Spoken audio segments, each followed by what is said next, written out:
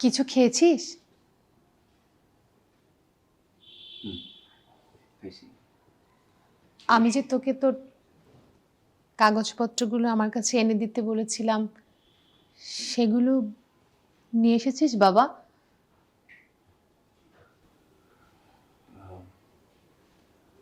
আম্মু, আমি এই মুহূর্তে তোমার সাথে যেতে পারবো না। কেন বাবা?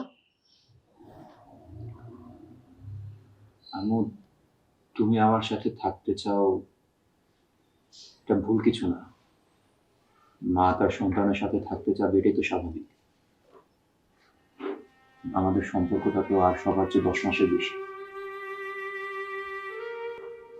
কিন্তু আমার কিছু